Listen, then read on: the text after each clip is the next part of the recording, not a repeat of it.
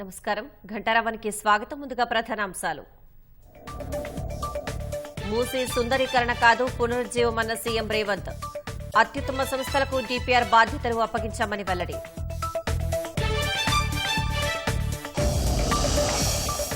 విపక్షాల విమర్శలు సమర్థంగా తిప్పికొట్టేందుకు కాంగ్రెస్ కసరత్తు. సీనియర్ నాయకులు మంత్రులు విప్లతో ఎదురుదాడికి వ్యూహం. గ్రూప్ 1 పరీక్ష వాయిదా వేయాలని అభ్యర్థుల ఆందోళన. నిరసనకారుల అరెస్ట్ వెంటనే విడుదల చేయాలని కేటీఆర్ డిమాండ్.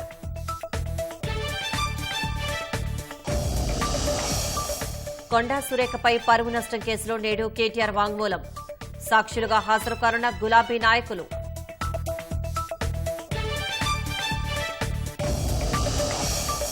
ఇజ్రాయెల్తో యుద్దంలో హమాస్ అధినేత యహ్యా సిన్వార్ హతం. ఐడిఎఫ్ దాడిలో మృతి, డీఎన్ఏ పరీక్ష ఆధారంగా ధృవీకరణ.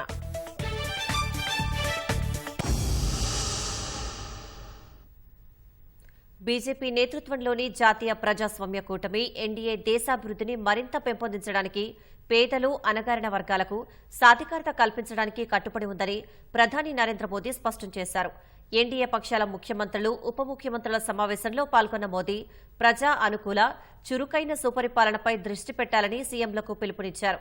జమ్మూ కశ్మీర్లో తొలిసారి భారత రాజ్యాంగం ప్రకారం సీఎం ప్రమాణ స్వీకారం చేయడంపై మోదీ సంతోషం వ్యక్తం చేశారు. హర్యానాలో ముఖ్యమంత్రి నాయబ్ సింగ్ సైని ప్రమాణ స్వీకారం తర్వాత చండీగఢ్లో ఎన్డీఏ పాలిత రాష్ట్రాల ముఖ్యమంత్రులు, ఉప ముఖ్యమంత్రుల సమావేశం జరిగింది. ప్రధాని నేతృత్వంలో జరిగిన ఈ సమావేశానికి చంద్రబాబు సహా 17 మంది సీఎంలు, పవన్ కళ్యాణ్ సహా 18 మంది ఉప ముఖ్యమంత్రులు హాజరయ్యారు.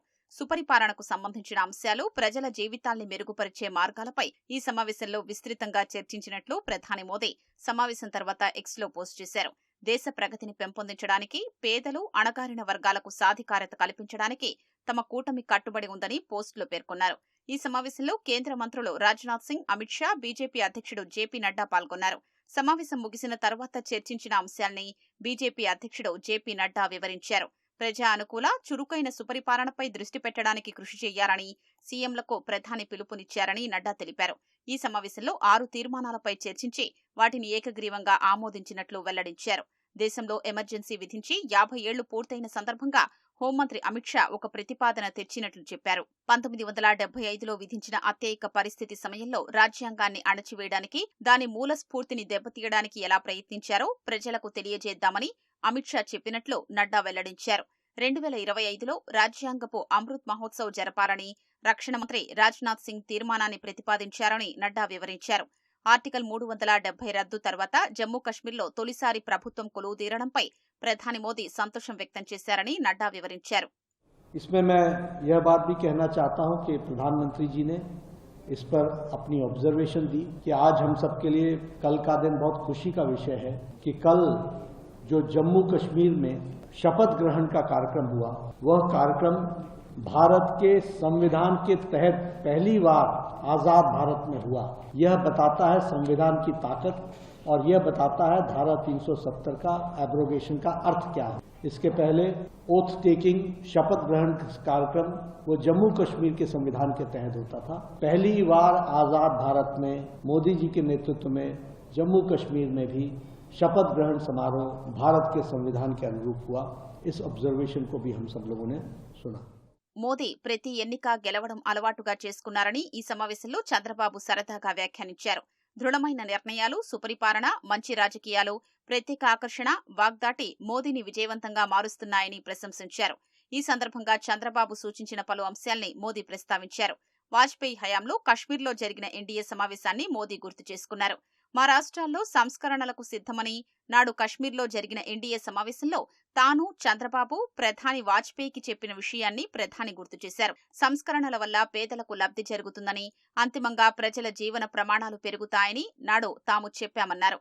ఆత్మ నిర్భర్ భారత్, జీరో పావర్టీ, మౌలిక సదుపాయాల కల్పన, లాజిస్టిక్ ఖర్చులు తగ్గించడం, పెద్ద సంఖ్యలో ఉద్యోగాల కల్పన, తక్కువ రేటుకే విద్యుదుత్పత్తి, నైపుణ్యం, మానవ వనరులు, నదుల అనుసంధానం, జనాభా నిర్వహణ, టెక్నాలజీ ఇంటిగ్రేషన్ వంటి అంశాల్లో చంద్రబాబు తన అభిప్రాయాలు చెప్పారు. అనేక మంది ప్రధానులు వచ్చినా ప్రపంచంలో భారతదేశాన్ని ఇంతగా బ్రాండ్ చేసింది మోదీనే అంటూ చంద్రబాబు ప్రశంసించారు. గత 10 సంవత్సరాలుగా ప్రధానమంత్రి చేస్తున్న కృషి, చేపట్టిన కార్యక్రమాలతో దేశం ఆర్థికంగా బలమైన శక్తిగా మారుతోందని పేర్కొన్నారు. గుజరాత్ సీఎం అయినప్పటి నుంచి మోదీ ఏ ఎన్నికల్లోనూ ఓడిపోలేదన్న చంద్రబాబు, ఇది ప్రజల ఆకాంక్షలు, ప్రజలతో అనుబంధంపై మోదీ ముద్రను తెలియజేస్తుందన్నారు. ఈ సందర్భంగా చంద్రబాబు సూచనలు, ప్రతిపాదనల్ని ఇతర రాష్ట్ర సీఎంలు ప్రధాని మోదీ అభినందించారు. ప్రజా ఉద్యమంతో భారతదేశాన్ని టీబీ ముక్తిగా మార్చారని ప్రధాని నొక్కి చెప్పారని జేపీ నడ్డా తెలిపారు. తల్లి పేరుతో ఒక మొక్క ప్రచారాన్ని ప్రజా ఉద్యమంగా ప్రోత్సహించారని సూచించారని నడ్డా వెల్లడించారు. జార్ఖండ్ శాసనసభ ఎన్నికల్లో ఈసారి ఇండియా, ఎన్డీఏ కూటములు హోరాహోరీగా తలపడుతున్నాయి. అధికారం నిలబెట్టుకోవాలని జార్ఖండ్ ముక్తి మోర్చా, కాంగ్రెస్ సంకీర్ణం పావులు కదుపుతుండగా సీఎం పీఠాన్ని తిరిగి కైవసం చేసుకోవాలని బీజేపీ వ్యూహరచన చేస్తోంది. బంగ్లాదేశీల చొరబాట్లు, అవినీతి, నగదు పథకాలు ఎన్నికల ప్రచారంలో ప్రధాన అంశాలు కానున్నాయి. జార్ఖండ్లో అధికార ఇండియా కూటమి, ప్రతిపక్ష ఎన్డీఏ కూటమి విజయంపై ధీమా కనబరుస్తున్నాయి. అధికారం నిలబెట్టుకోవాలని జార్ఖండ్ ముక్తి మోర్చా, కాంగ్రెస్ కూటమి 2019లో కోల్పోయిన అధికారాన్ని తిరిగి కైవసం చేసుకోవాలని ఎన్డీఏ కూటమి పావులు కదుపుతున్నాయి. బంగ్లాదేశీల అక్రమ చొరబాట్లు, అవినీతి, నగదు పథకాలను ఇరు కూటములు ప్రచారాస్త్రాలుగా మార్చుకోనున్నాయి. జార్ఖండ్లో 81 సీట్లు ఉండగా అందులో 28 ఎస్టీ రిజర్వ్ స్థానాలున్నాయి. వాటిలో జేఎంఎం బలంగా ఉంది. సంక్షేమ పథకాలే తమను మళ్లీ అధికారంలోకి తెస్తాయని జేఎంఎం గట్టి విశ్వాసంతో ఉంది. మనీ లాండరింగ్ కేసులో సీఎం హేమంత్ సోరెన్ అరెస్టును అనుకూలంగా మార్చుకోవాలని భావిస్తోంది. ఆయన అరెస్టును రాజకీయ కుట్రగా ఆరోపిస్తున్న జేఎంఎం ఈ అంశాన్ని ప్రజల్లోకి తీసుకెళ్లాలని భావిస్తోంది.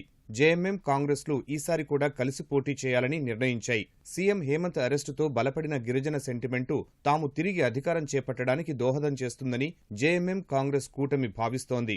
గత 5 ఏళ్లలో అమలు చేసిన సంక్షేమ, అభివృద్ధి పథకాలు ఓట్లు కురిపిస్తాయని నమ్ముతోంది. సర్నాను మతంగా గుర్తించాలని కేంద్రానికి తీర్మానం చేసి పంపడం తమకు కలిసి వస్తుందని అధికార కూటమి ఆశలు పెట్టుకుంది. అధికార పక్షానికి అనుకూలతలే కాకుండా కొన్ని ప్రతికూలతలు కూడా ఉన్నాయి. మాజీ సీఎం, పార్టీ సీనియర్ నేత చెంపై సోరెన్, సిబు సోరెన్ కోడలు సీత సహా పలువురు ముఖ్య నేతలు ఎన్డీఏ కూటమిలో చేరడం, కమిషన్ కుంభకోణంలో కాంగ్రెస్ మంత్రి ఆలంగీర్ ఆలం అరెస్ట్, భాగస్వామ్య పక్షాల మధ్య విభేదాలు కూటమి గెలుపు అవకాశాలపై ప్రభావం చూపుతాయని విశ్లేషకులు అంచనా వేస్తున్నారు.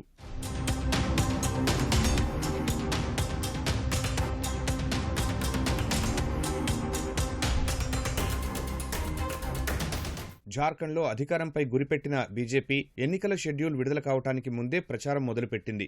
బంగ్లాదేశీల చొరబాట్లు, అవినీతి, మనీ లాండరింగ్ కేసులో సీఎం హేమంత్ అరెస్టు తదితర అంశాలను ప్రజల్లోకి విస్తృతంగా తీసుకెళ్లేందుకు ముమ్మరంగా ప్రయత్నాలు చేస్తోంది. ప్రధాని మోదీ, కేంద్ర హోంమంత్రి అమిత్ షా పలుమార్లు జార్ఖండ్లో పర్యటించారు. వేల కోట్ల రూపాయల వ్యయంతో కూడిన అభివృద్ధి కార్యక్రమాలకు శంకుస్థాపనలు, ప్రారంభోత్సవాలు చేశారు. జార్ఖండ్లోని ప్రస్తుత పరిస్థితులను తమకు అనుకూలంగా మార్చుకోవాలని భావిస్తున్న బీజేపీ అభ్యర్థులను త్వరగా ప్రకటించి ప్రచారంలో దూసుకుపోవాలని భావిస్తోంది. All Jharkhand students union Bihar CM Nitish Kumar సారథ్యంలోని జేడీయూతో పొత్తు పెట్టుకుంది. ప్రధాని మోదీ చరిష్మా, కేంద్రంలో ఆయన అమలు చేస్తున్న సంక్షేమ పథకాలు, అభివృద్ధి కార్యక్రమాలు తమను విజయతీరాలకు చేరుస్తాయని కమలనాథులు భావిస్తున్నారు. జేఎంఎంకు చెందిన ముఖ్య నేతలు చెంపై సోరెన్, జేఎంఎం వ్యవస్థాపకుడు సిబు సోరెన్ కోడలు సీతా సోరెన్ తదితరులు పార్టీలో చేరటం కూడా తమకు లాభిస్తుందని బీజేపీ అంచనా వేస్తోంది. అయితే జార్ఖండ్లో రాజకీయ అనిశ్చితికి బీజేపీ కారణమన్న అభిప్రాయం ప్రజల్లో ఏర్పడటం కమలనాథులను కొంత కలవరానికి గురిచేస్తోంది. సీఎం హేమంత్ సోరెన్ అరెస్టు తర్వాత ఆయన సతీమణి రాజకీయ ప్రవేశం చేసి ఉప ఎన్నికల్లో విజయం సాధించే విషయంలో బీజేపీ అంచనాలు తారుమారయ్యాయి. ఈ నేపథ్యంలో బీజేపీ ఈసారి ఎన్నికల్లో విజయం సాధించాలంటే ఏ విషయాన్ని కూడా ఆషామాషిగా తీసుకోకూడదని రాజకీయ విశ్లేషకులు సూచిస్తున్నారు. దేశీయ విమానయాన సంస్థలకు వరుసగా బాంబు బెదిరింపులు రావడంతో పోలీసులు చర్యలకు దిగారు. బెదిరింపులను పోస్ట్ చేసిన దాదాపు 10 సోషల్ మీడియా హ్యాండిళ్లను సైబర్ సెక్యూరిటీ ఏజెన్సీ అధికారులు బ్లాక్ చేశారు. బాంబు బెదిరింపులకు సంబంధించి ముంబై పోలీసులు 7 కేసులు నమోదు చేశారు.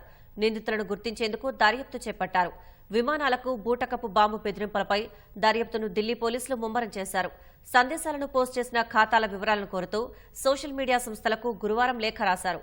వరుస బాంబు బెదిరింపుల నేపథ్యంలో నిందితులపై కఠిన చర్యలు తీసుకునేలా కేంద్రం నిబంధనలు సవరించాలని చూస్తోందని పౌర విమానయాన శాఖ మంత్రి రామ్మోహన్ నాయుడు తెలిపినట్టు ఎయిర్ ఇండియా అధికారి ఒకరు చెప్పారు. వరుసగా 3 రోజులు సామాజిక మాధ్యమాల్లో బెదిరింపులకు పాల్పడ్డ దుండగులు గురువారం కూడా పలు విమానాలకు బాంబు బెదిరింపు సందేశాలు పంపారు. అందులో ఎయిర్ ఇండియా ఎక్స్ప్రెస్ కు చెందిన 4 విమానాలు, విస్తారాకు చెందిన 2, ఇండిగోకు చెందిన 1 విమానం ఉన్నాయి. తమ విమానాలకు కూడా బూటకపు బాంబు బెదిరింపు సందేశాలు వచ్చినట్లు ఎయిర్ ఇండియా తెలిపింది. అన్ని విమానాలు సురక్షితంగా ల్యాండింగ్ అయినట్లు పేర్కొంది. సోమవారం నుంచి వివిధ విమానయాన సంస్థలకు చెందిన 31 విమానాలకు బాంబు బెదిరింపులు వచ్చాయి. సిపిఎం నాయకురాలి ఆరోపణలతో మనస్తాపం చెందిన ఉన్నతాధికారి ఆత్మహత్యకు పాల్పడిన ఘటన కేరళలో తీవ్ర కలకలం రేపింది. ఇందుకు కారణమైన అధికార పార్టీ నాయకురాలు పీపీ దివ్యపై పోలీసులు కేసు నమోదు చేశారు. అదనపు జిల్లా మెజిస్ట్రేట్గా సొంత జిల్లా పతనంతిట్టకు నవీన్ బాబు అనే అధికారి బదిలీ అయ్యారు. ఈ సందర్భంగా కన్నూరు జిల్లా కలెక్టరేట్లో వీడ్కోలు కార్యక్రమం నిర్వహించారు. ఆహ్వానం లేకుండానే అక్కడకు వెళ్లిన కన్నూరు జిల్లా పంచాయతీ అధ్యక్షురాలు సిపిఎం నాయకురాలు పీపీ దివ్య పెట్రోల్ పంపు ఏర్పాటుకు అనుమతిచ్చే విషయంలో నవీన్ బాబు అవినీతికి పాల్పడ్డారని ఆరోపించారు. దివ్య ఆరోపణలతో తీవ్ర మనస్తాపం చెందిన నవీన్ బాబు తన క్వార్టర్లోనే ఊరేసుకుని ఆత్మహత్య చేసుకున్నారు. మరుసటి రోజు సొంత జిల్లాలో ఏడీఎంగా బాధ్యతలు చేపట్టేందుకు నవీన్ రాకపోవడంతో భార్య పిల్లలు వాకబు చేయగా ఆయన ఆత్మహత్య చేసుకున్నట్లు గుర్తించారు. కుటుంబ సభ్యులు, ప్రభుత్వ ఉద్యోగుల అశ్రునయనాల మధ్య నవీన్ బాబు అంత్యక్రియలు ముగిశాయి. గురువారం సాయంత్రం నవీన్ బాబు ఇద్దరు కుమార్తెలు అంత్యక్రియల కార్యక్రమాన్ని నిర్వహించారు. మంత్రులు వీణా జార్జ్, కె రాజన్ సహా వందలాది మంది హాజరై నవీన్ బాబుకు నివాళులర్పించారు. నవీన్ బాబు ఆత్మహత్య చేసుకునేలా ప్రేరేపించిన ఆరోపణలతో పీపీ దివ్యపై కేసు నమోదైంది. పీపీ దివ్యను పదవి నుంచి తొలగిస్తున్నట్లు కన్నూరు జిల్లా సెక్రటేరియట్ ప్రకటించింది. ఆమె స్థానంలో న్యాయవాది కెకే రత్నకుమారి బాధ్యత స్వీకరించనున్నట్లు సిపిఎం పార్టీ జిల్లా కార్యదర్శి వర్గం ఒక ప్రకటనలో తెలిపింది. ఇజ్రాయెల్తో జరుగుతున్న యుద్దంలో హమాస్కు గట్టి ఎదురుదెబ్బ తగిలింది. ఏడాది నుంచి ఇజ్రాయెల్ గాలిస్తున్న హమాస్ అధినేత యహ్యా సిన్వార్ మృతి చెందాడు. ఈ విషయాన్ని ఇజ్రాయెల్ ధృవీకరించింది. ఎన్డీఏ పరీక్ష ఆధారంగా సిన్వార్ మృతి చెందినట్లు నిర్ధారించినట్లు ఇజ్రాయెల్ విదేశాంగ శాఖ మంత్రి ఇజ్రాయెల్ కాజ్ తెలిపారు. ఐడీఎఫ్ దళాలు జరిపిన దాడిలో సిన్వార్ మృతి చెందినట్టు ఎక్స్లో పేర్కొన్నారు. సిన్వార్ మృతితో లెక్క సరిపోయిందని ఇజ్రాయెల్ ప్రధాని బెంజమిన్ నెతన్యాహు అన్నారు. అయితే యుద్దం ఇంకా ముగిసిపోలేదన్నారు. హమాస్ చెరలో బందీలుగా ఉన్న ఇజ్రాయేలీ కుటుంబాలకు సిన్వార్ మృతి విషయాన్ని తెలపాలని తన సిబ్బందికి సూచించారు. సిన్వార్ మరణం ఇజ్రాయెల్కు, ప్రపంచానికి మంచి రోజన్న అమెరికా అధ్యక్షుడు జో బైడెన్ ఇకపై బందీల విడుదలకు ఒప్పందం కుదిరి యుద్దం ముగుస్తుందని ఆశాభావం వ్యక్తం చేశారు. ఇజ్రాయెల్పై అక్టోబర్ 7న నాటి దాడిలో సిన్వార్ కీలక సూత్రధారని ఆరోపణలు ఉన్నాయి. ఈ ఘటనలో హమాస్ మిలిటెంట్లు 1200 మంది ఇజ్రాయెల్ వాసులను హతమార్చారు. అప్పటి నుంచి సిన్వార్ కోసం ఇజ్రాయెల్ వేట మొదలుపెట్టింది. గురువారం గాజాలోని ఓ భవనంలోకి హమాస్ మిలిటెంట్లు వెళ్తున్నట్లు గమనించిన ఇజ్రాయెల్ దాడులు జరిపింది. ఈ ఘటనలో 3 హమాస్ మిలిటెంట్లు చనిపోయారని తొలుత ప్రకటించింది. అయితే మృతదేహాలకు డీఎన్ఏ పరీక్ష నిర్వహించగా వారిలో సిన్వార్ ఉన్నట్లు తేలిందని ఇజ్రాయెల్ ప్రకటించింది. మూసీ ప్రాజెక్టుపై సీఎం రేవంత్ రెడ్డి స్పష్టతనిచ్చారు. మూసీ సుందరీకరణ కాదని పునర్జీవమని చెప్పారు. ప్రపంచంలోనే అనేక అద్భుతాలను ఆవిష్కరించిన సంస్థకు మూసీ ప్రాజెక్టు అప్పగిస్తే ప్రతిపక్షాలు గగ్గోలు పెడుతున్నాయన్నారు. మూసీ మురికి కూప నుంచి ప్రజలను రక్షించే పనిచేస్తుంటే ప్రతిపక్షాలు అడ్డుకోవాలని చూస్తున్నాయని రేవంత్ విమర్శించారు. మూసీ ప్రక్షాళనకు ఏం చేయాలో సూచనలివ్వాలని, అవసరమైతే శాసనసభ ప్రత్యేక సమావేశాలు ఏర్పాటు చేస్తామన్నారు. మూసీ సుందరీకరణ కాదని పునరుజ్జీవమని ముఖ్యమంత్రి రేవంత్ రెడ్డి స్పష్టం చేశారు. 33 బృందాలు పర్యటించి దుర్గంధంలో దుర్భర జీవితాల్ని గడుపుతున్న పేదల కష్టాల్ని, సమస్యల్ని తెలుసుకుని ఉపాధి కల్పనతో అక్కడి పేదల్ని ఆదుకోవాలనే ఆలోచన తమ ప్రభుత్వానికి ఉందన్నారు. మేమేమి దుబాయ్కి వెళ్ళి సుందరీకరణ కోసం నెత్తి మీద జుట్లు నాటేయించుకొచ్చుకున్న విధానం మాది కాదు. ఆ విధానం మీరు కళ్ళతో చూసిండ్రు. మేము మూసీ నదిని పునరుజ్జీవింప చేయాలి. మూసీ మురికిలో కాలం వెళ్లదీస్తున్న తెలంగాణ ప్రజలను కాపాడాలి. వాళ్లకు ఒక మంచి జీవన విధానాన్ని ఇవ్వాలి. వాళ్ళకు ఉపాధి కల్పించాలి. వాళ్ళకు ప్రత్యామ్నాయం ఇళ్లను కేటాయించాలి. భవిష్యత్తు ఆశాజనకంగా ఉండడానికి అవసరమైన ప్రణాళికలు రచించాలని ఆలోచన మా ప్రభుత్వానికి ఉన్నది. అఖిల పక్షాన్ని ఏర్పాటు చేయించండి, వాళ్ళందరితో మీరు మాట్లాడండి, ఫైనల్ గా ఒక ప్రపోజల్ తీసుకొని రాండి అని చెప్పి నేను ఒక పక్కన మా మంత్రులను సమన్వయపరుస్తూ, మా మంత్రులకు ఆదేశాలు ఇస్తూ, మా మంత్రులని కార్యాచరణకు పంపించి అధికారులతోని ప్రతిపక్షాలతో సంప్రదించి ముందుకు వెళ్లాలంటే మేము అడ్డుకుంటాం. బుల్డోజర్లు మా మీద నుంచే పోవాలి, పోటీలు పడుతున్నారు, మా మీద నుంచి ఓని అని.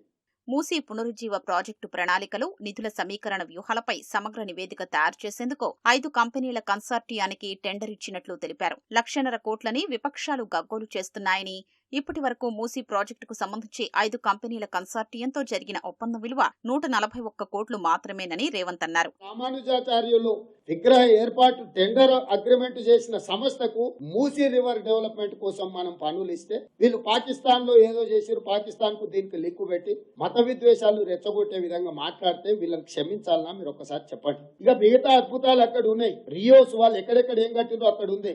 కుష్మన్ అండ్ వేక్ఫీల్డ్ వాళ్ళు ప్రపంచంలో ఎంత పెద్ద కన్సల్టెంట్స్ ఆర్థిక నిపుణులు ఉన్నారు ప్రపంచంలో ఉండే వాళ్ళను. అట్లా మీరు జా గానీ లేకపోతే సోమ్ గానీ బుర్జ్ ఖలీఫా గానీ కట్టిన వాళ్ళు ఈ అద్భుతాలన్నీ ప్రపంచంలో అద్భుతాలను సృష్టించిన అందరినీ ఒక దగ్గర ఒక కన్సార్టియం కింద పట్టుకొచ్చి 5 మందిని ఒక దగ్గరికి తీసుకొచ్చి హైదరాబాద్ నగరాన్ని ప్రపంచంలోనే ఒక అద్భుత నగరంగా తీర్చిదిద్దడానికి ఈ రోజు వాళ్ళందరినీ కలిపి కూర్చోబెట్టి నేను చేసిన ఒప్పందం ఏందా అంటే 141 కోట్లతోని మమ్మల్ని అద్భుతమైన నగరాన్ని నిర్మించుకోవడానికి అన్ని రకాలుగా డీటెయిల్ ప్రాజెక్ట్ రిపోర్ట్ తో పాటు అన్ని రకాల సహకారాన్ని అందించాలని మనం కన్విన్స్ చేసి వాళ్ళందరినీ పట్టుకొచ్చాం. ఇప్పుడు వాళ్ళు పని ప్రారంభించబోతున్నారు. మీరు ఎందుకు విషయం చెబుతున్నారని నేను అర్థం స్ట్రైట్ గా అడుగుతున్నా. సంస్థ కాంట్రాక్ట్ ఇస్తే దాంట్లో మీద దుమ్మెత్తిపోసి లేని అపోహలు నేను స్ట్రైట్ గా అడుగుతాను. ఏ మైన్ హార్ట్ గురించి నువ్వు మాట్లాడినవో ఈ దేశ ప్రధానమంత్రి నరేంద్ర మోడీ గారు అద్భుతమైన స్టాచ్యూ ఆఫ్ యూనిటీ అని నిర్మించిన సర్దార్ వల్లభాయ్ పటేల్ స్టాచ్యూని ఆ సంస్థనే నిర్వహించింది.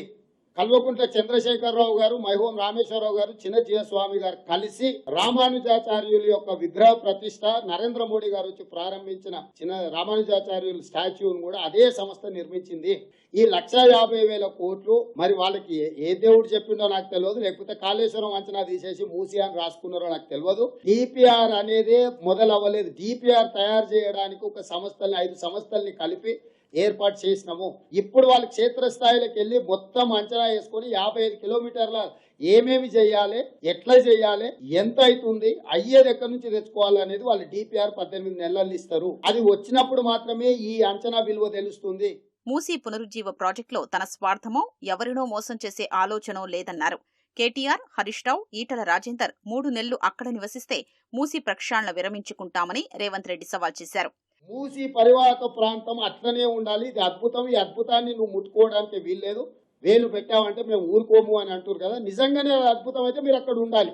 100% వాళ్ళు చేసిన ఆరోపణను అప్పుడు నేను ఖండించను, తిరస్కరించను. కేటీఆర్ నేను సూటిగా అడుగుతున్నాను. నువ్వే మున్సిపల్ మినిస్టర్ ఉండి హైదరాబాద్ లో వరదలు వచ్చినప్పుడు మునిగిన ప్రతి ఇంటికి 10,000 అన్నావు. దీంట్లో ఎంత ఫ్రాడ్ జరిగిందో క్యాష్ ట్రాన్సాక్షన్స్ లో నీకు నిజంగా చిత్తశుద్ధి ఉంటే చెప్పు. 48 గంటలలో ఎంక్వైరీ ఆర్డర్ ప్లేస్ చేస్తే ఏసీపోలో. అంటే ప్రతి దాంట్లో దొంగతనం చేయాలి, దోసుకోవాలి నా చిల్లర ఆలోచన తప్ప వాళ్లకు ఏదైనా నేను ట్రాన్స్పరెంట్ గా నేను చెప్తున్నా. మీరే ఇల్లు తిరిగి అంచనా వేయండి. 8కి ఎంత నష్టపరిహారం ఇస్తుందో మీరు ఒక రిపోర్ట్ ఇవ్వండి, ఫ్యాక్చువల్ రిపోర్ట్. డెఫినెట్ గా కేబినెట్ ఎగ్జామిన్ చేస్తా. వాళ్ళని అనాథలను చేసే, నిరాశ్రయులను చేసే ఆలోచన ప్రభుత్వానికి లేదు. వాళ్ళకి నష్టపరిహారం ఇచ్చి వాళ్ళకి కష్టం కాకుండా తరలించడమే నా నిర్ణయం. బీఆర్ఎస్, కాంగ్రెస్, బీజేపీ అధ్యక్షులు తమకున్న అనుమానాలకు లిఖితపూర్వకంగా సమాధానాలు ఇచ్చేందుకు సిద్ధమని రేవంత్ రెడ్డి చెప్పారు. ఇప్పటి వరకు మూసీలో ఒక్క ఇటుక కూడా కూల్చలేదని, హైడ్రా అటువైపు కన్నెత్తి కూడా చూడలేదన్నారు. బీఆర్ఎస్ ప్రభుత్వం మల్లన్న సాగర్, కొండపోచమ్మ ప్రాజెక్టుల బాధితుల్ని రాత్రికి రాత్రి ఖాళీ చేయించిందని ఆరోపించారు. ఆ ప్రభుత్వ హయాంలో ప్రాజెక్టు నిర్వాసితులకు ఏం చేశారో కేసీఆర్తో చర్చించేందుకు సిద్ధమని సీఎం రేవంత్ రెడ్డి సవాల్ చేశారు. నేను సూచన చేస్తున్నా, విజ్ఞప్తి చేస్తున్నా. ఎంఐఎం పార్టీ అధ్యక్షుడు అసదుద్దీన్ ఓవైసీ గారికి, భారతీయ జనతా పార్టీ అధ్యక్షుడు కిషన్ రెడ్డి గారికి, బీఆర్ఎస్ అధ్యక్షుడు కల్వకుంట్ల చంద్రశేఖరరావు గారికి, ముగ్గురికి నేను విజ్ఞప్తి చేస్తున్నా. ఈ మూసీ నది పునరుజ్జీవింప కార్యక్రమంలో మీకున్న అనుమానాలను ప్రశ్నల రూపంలో నాకు పంపండి. ప్రతి ప్రశ్నకు ప్రభుత్వం యొక్క విధానాన్ని వివరణతో కూడుకున్న రిటర్న్ రిప్లై నేను పంపిస్తా. మీరు సంతృప్తి చెందకపోతే శాసనసభ సమావేశాన్ని ఏర్పాటు చేస్తా, ప్రత్యేక సమావేశాలు ఏర్పాటు చేస్తా. నేను ఎంబడే వెళ్లి గవర్నర్ ను కలిసి శాసనసభ సమావేశాన్ని ఏర్పాటు చేయడానికి అనుమతి ఇవ్వమని నేను అడుగుతా. ఒక్క రోజు కూడా వృధా చేసుకున్నా మనకు తీరని నష్టము, అక్కడుండే పేదలకు భరించరాని కష్టము. బుల్డోజర్ ఇవి దేనికి అవసరము? బుల్డోజర్లు గాని, హైడ్రాలు గాని 10 అంతస్తులో 20 అంతస్తులో ఆకాశ హర్మాలు అడ్డగోలు కట్టి అడుగులగొట్టడానికి ఇవి అవసరం. చిన్న పూరి గుడిసె లాంటి ఇల్లు కట్టుకునే దానికి హైడ్రా ఏంది, దాంట్లో మిషన్ లేదా? అసలు ఏమన్నా వచ్చేస్తుంది హైడ్రా? అసలు ఏంది అది? హైడ్రా ఏమన్నా భూతమా? లేకపోతే ఏమన్నా ఫామ్ హౌస్ లో వండుకున్న దొరన హైడ్రా అంటే వచ్చే మీద పడి కబలించడానికి? మూసీ పునరుజ్జీవం కోసం అధ్యయనానికి ఈ నెల 21 నుంచి 24 వరకు ప్రజా ప్రతినిధులు, అధికారులు దక్షిణ కొరియాలో పర్యటించనున్నారు. సియోల్లో రివర్ ఫ్రంట్ అభివృద్ధిని క్షేత్రస్థాయిలో పరిశీలించనున్నారు. మంత్రులు Ponguleti, Ponnam, GHMC mayor, deputy మేయర్తో పాటు 12 మంది ఎమ్మెల్యేలు, మూసీ రివర్ ఫ్రంట్ ఎండీ దానకిషోర్తో పాటు 6 అధికారులు వెళ్లనున్నారు. ప్రతిపక్షాల విమర్శలను తిప్పికొట్టాలని కాంగ్రెస్ పార్టీ రాష్ట్ర నాయకత్వం నిర్ణయించింది. ప్రభుత్వం చేపడుతున్న ప్రతి కార్యక్రమంపై బురద చల్లి ప్రజలను పక్కదారి పట్టిస్తున్న బీజేపీ, బీఆర్ఎస్ ఎత్తుగడలను సమర్థంగా ఎదుర్కొనేందుకు పీసీసీ కార్యాచరణ సిద్దం చేస్తోంది. సీనియర్ నాయకులను, మంత్రులను, ప్రభుత్వ విప్లను ప్రతిపక్షాల విమర్శలకు ధీటుగా సమాధానం చెప్పేందుకు ఉపయోగించుకోవాలని పార్టీ ఆలోచిస్తోంది. రాష్ట్రంలో కాంగ్రెస్ ప్రభుత్వం చేపడుతున్న అభివృద్ధి, సంక్షేమ కార్యక్రమాలపై ప్రతిపక్షాలు తీవ్రస్థాయిలో విమర్శలు గుప్పిస్తున్నాయి. అటు బీఆర్ఎస్, ఇటు బీజేపీ 2 పార్టీలు ఎప్పటికప్పుడు ప్రభుత్వ కార్యక్రమాలపై విమర్శల దాడి కొనసాగిస్తున్నాయి. 6 గ్యారంటీల అమలుతో పాటు రైతు రుణమాఫీ, రైతు భరోసా, మూసీ ప్రక్షాళన, హైడ్రా చర్యలు, గ్రూప్ 1 అభ్యర్థుల సమస్యలు ఇలా ప్రతి అంశాన్ని రాజకీయ కోణంలో ప్రభుత్వంపై విమర్శల దాడి చేస్తున్నాయి. ప్రతిపక్షాల విమర్శలను కాంగ్రెస్ రాష్ట్ర నాయకత్వం తీవ్రంగా పరిగణిస్తోంది. అందుకే ఆయా విమర్శలను ధీటుగా ఎదుర్కోవాలని కాంగ్రెస్ పార్టీ నిర్ణయించింది.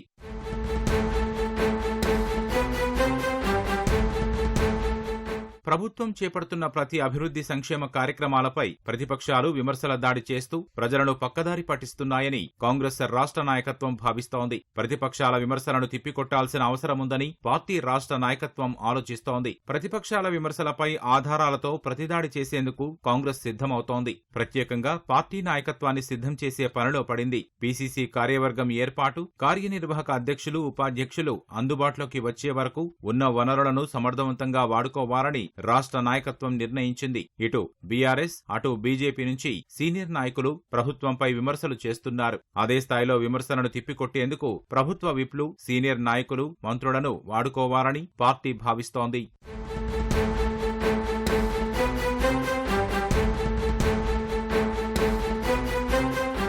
కార్యాచరణపై పీసీసీ రాష్ట్ర నాయకత్వం కసరత్తు పూర్తి చేసినట్లు పార్టీ వర్గాలు చెబుతున్నాయి. రాజకీయ కోణంలో ప్రతిపక్షాల విమర్శలపై ప్రతివిమర్శలు చేసేందుకు గాంధీభవన్ను వేదికగా వాడుకోవాలని రాష్ట్ర నాయకత్వం యోచిస్తోంది. బీఆర్ఎస్ లో మాజీ మంత్రులు కేటీఆర్, హరీష్ రావు చేస్తున్న విమర్శలకు చెక్ పెట్టాలని రాష్ట్ర ప్రభుత్వం నిర్ణయించింది. ఇప్పటికే పీసీసీ అధ్యక్షుడు మహేష్ కుమార్ గౌడ్ సీఎం రేవంత్ రెడ్డితో ఈ అంశంపై చర్చించినట్లు తెలుస్తోంది. రాష్ట్ర పార్టీ అధ్యక్షుడిగా ప్రతిపక్షాలను కట్టడి చేసేందుకు చొరవ చూపాలని ముఖ్యమంత్రి రేవంత్ రెడ్డి పీసీసీ అధ్యక్షుడు మహేష్ కుమార్ గౌడ్ కు సూచించినట్లు సమాచారం.